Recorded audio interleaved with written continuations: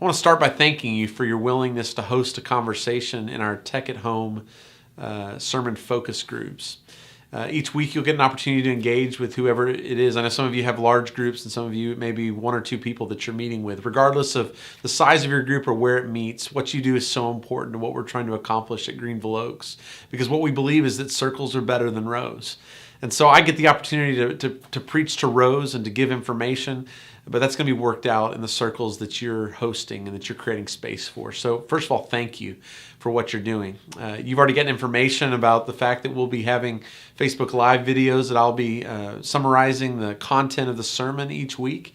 So you can look forward to that. We'll also have questions to make sure that you have plenty of questions to fill up your time to engage our people. Make sure you take the best of those questions. Use them however you want. Add to that content.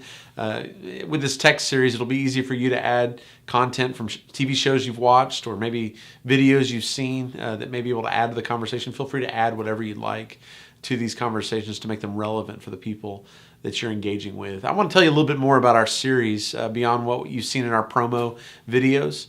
I really believe this is an important series. It was 10 years ago, actually 11 years, this coming June 29th of 2007 when the iPhone came out. The iPhone changed and revolutionized everything because what used to be the way we saw tools were something that we used and we put in certain places. If you needed a tool for the kitchen, you could find it in the kitchen. If you needed a tool for farming or agriculture or maybe mowing your lawn, it's probably in the garage or in a shed someplace. With the iPhone, it was no longer in a specific place. We carried around those tools with us, and we do. I have a phone in my pocket right now, and I can be interrupted even in the shooting of this video. Anyone can access me, and that's great in many ways, but it creates many challenges in our lives as well. I know some of you have a challenge with maybe a family member or a close friend.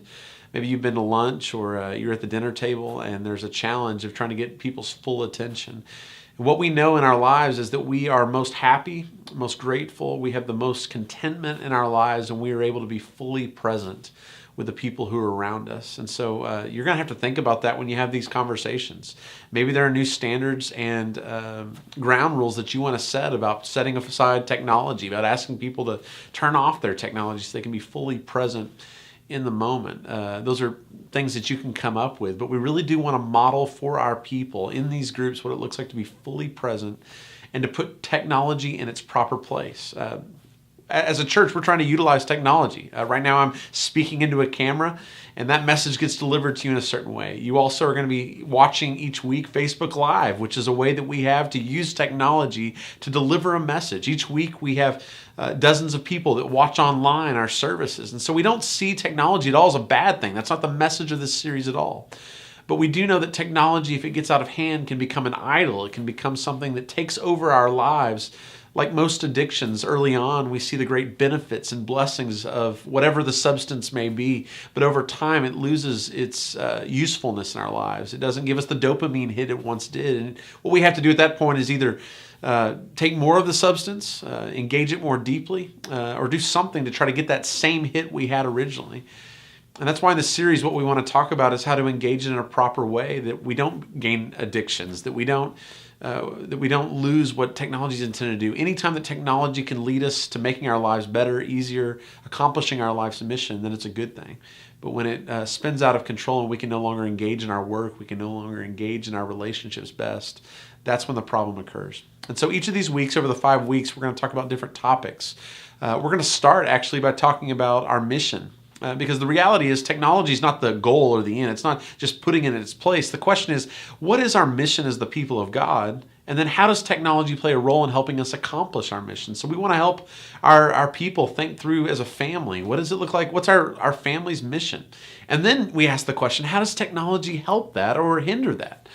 So week one, we'll talk about that. And then each week after that, we're going to talk about how to make sure that we have boundaries set up and how we allow families to create the best boundaries for their specific situations.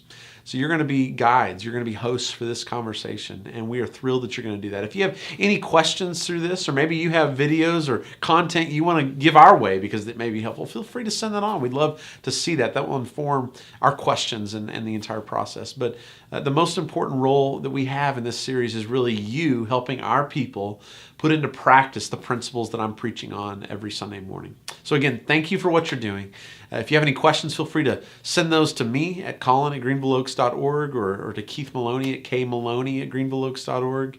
And we would love to answer any questions that you have and make you feel as comfortable as you can in hosting these conversations. And I'll be praying for you all along the way as well as Keith will be, because we believe that the Spirit is going to give you everything you need for life and godliness, and He's going to give you everything you need also for your group and whatever questions may arise, whatever issues may happen.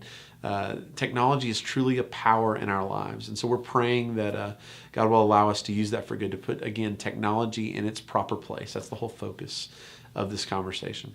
So embody that in your conversations.